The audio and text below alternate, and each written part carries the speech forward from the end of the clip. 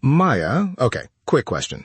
Could you live in a house that is, and I'm not exaggerating here, narrower than a standard parking space? Narrower than a parking space?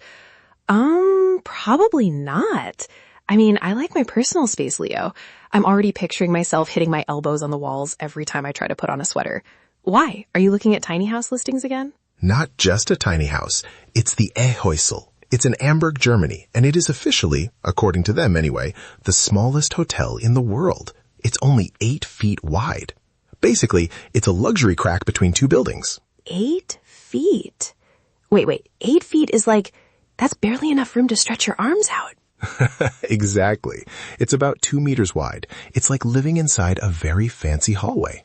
But the reason it exists, Maya, it is the most romantic, stick-it-to-the-man story I've heard in ages. Okay, I'm intrigued. Usually when things are that small, it's because of some weird architectural mistake. What's the stick-it-to-the-man part? So we have to go back to 1728.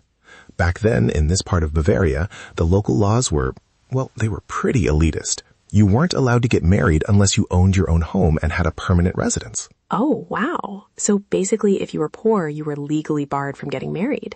That's actually really sad. It was. It was like a must-be-this-rich-to-right sign for matrimony. But people are clever, right? Especially when love is on the line.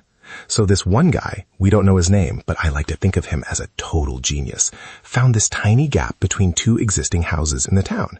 It was just a little alleyway, maybe used for trash, or just nothing. Let me guess. He didn't build a house near it. He built a house in it? He built a house using it. He didn't even build sidewalls. He just slapped a front wall and a back wall onto the neighbors' houses, threw a roof over the top, and boom, legal residence. Wait, really? He just borrowed the neighbors' walls? That is hilarious. Hey, mind if I use your exterior as my interior? Exactly. Thanks for the insulation, Hans. And because it was technically a house on its own plot of land, he was legally a homeowner. He got married, and then this is the best part. He sold it to the next couple who wanted to get married but didn't have a house. No way. So it was like a starter home relay race? Yes, it was a marriage house. That's actually what the name Häusl basically means in the local dialect. Couples would buy it, move in for a few weeks to satisfy the law, get their marriage certificate, and then sell it to the next pair of lovebirds. It was this beautiful rotating loophole. I love that. It's like the 18th century version of a life hack. It turns a really exclusionary law into this community secret. Right? It's basically a monument to human ingenuity. And it's still there. It was renovated recently, and now it's this super high-end hotel. But get this, it only holds one couple at a time. You get the whole house to yourself. I mean, you kinda have to, right? If you put a third person in an 8-foot-wide house, someone's getting pushed out a window. True. But it's not just a bed and a closet. They managed to fit a flat-screen TV, a fireplace, and get this, a mini spa. Wait, okay, hold on. A spa? Leo, how do you fit a spa into a space that's smaller than my bathroom? It's all about the verticality, Maya. It's like a Tetris game, but with luxury furniture. It's got multiple levels. You've got to be okay with stairs, obviously. It's basically a very tall, very thin slice of cake. I'm just imagining the movers trying to get a sofa in there. To you, to me, wait, we're stuck. It sounds so cozy, though, like a little sanctuary. It really is. It's got this warm red facade, and it just looks so tucked in. It's like the buildings on either side are giving it a permanent hug. That is such a lovely image. Honestly, we all need a little sanctuary sometimes.